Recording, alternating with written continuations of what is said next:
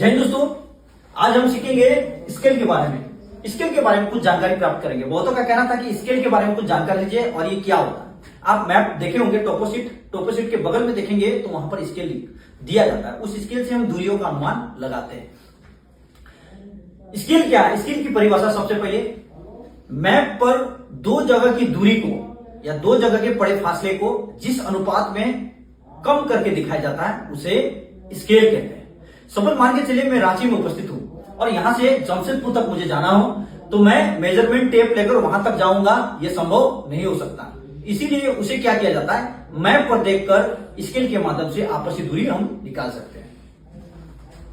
Mathematics में कहा जाता है कि मैप कितने प्रकार के? दो प्रकार के, एक स्केल के आधार पर, दूसरा उद्देश्य के आधार पर। तो स्केल के आधार पर कितने प्रकार के मैप? तो तीन प्रकार के मैप। तो सबसे पहले कौन सा? छोटी, मध्यम और बड़ी, स्मॉल, मीडियम और लार्ज, ये तीन प्रकार के मैप होता है।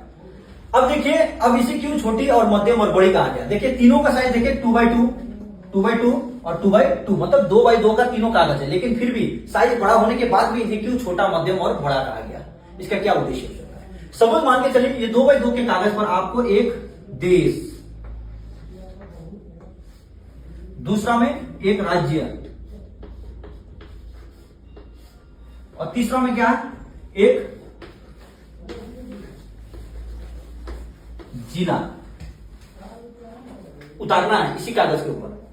2x2 के ऊपर, 2x2 के कागज के ऊपर पूरे देश को अगर उतारना हो तो किस प्रकार से उतारेंगे? आप जमीनी निशान या सांकेतिक चिन्ह या रूढ़ी चिन्ह या कन्वेंशनल साइन भी कर सकते हैं।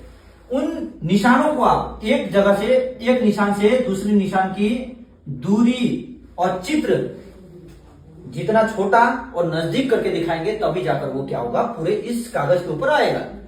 दूसरा राज्य, देश के बनिस्पत राज्य क्या होता है? छोटा होता है, मतलब उसका क्षेत्रफल कम। तो अब क्या करेंगे, 2x2 के कागज पर, वही 2x2 के कागज पर अगर आपको एक राज्य को वहां पर बैठाना है, पूरा दिखाना है, तो वही सांकेतिक चिन्ह या रूढ़ी चिन्ह को आप उसके बनिस्पत थोड़ा सा बड़ा और दूरी को थोड़ा सा और ज्यादा करके दिखा सकते हैं। तीसरा क्या है? जिला। राज्य से भी छोटा क्या होता है? जिला होता है। अब जिला आपको उसी 2x2 के कागज के ऊपर बैठाना, तो आपका क्षेत्रफल और कम हो गया। तो अब आप क्या कर सकते हैं कि जो रूढ़ी चिन्ह, सांकेतिक चिन्ह, इनको आप उसके बनिस्पत बड़ा और आपसी दूरी को भी ज्यादा करके दिखा सकते हैं, तभी जाकर उसे बड़ा कहा जाता है, इसे मध्यम और इसे छोटा, छोटा या छोटी। तो इस प्रकार से इसको बांटा गया कैटेगरी, छोटी स्केल, मध्यम स्केल और बड़ी है। यही है स्केल का समझने का तरीका। ये मैंने अपने तरीके से बताया। उम्मीद है कि आप लोगों को समझ में आया होगा। धन्यवाद। जय हिंद।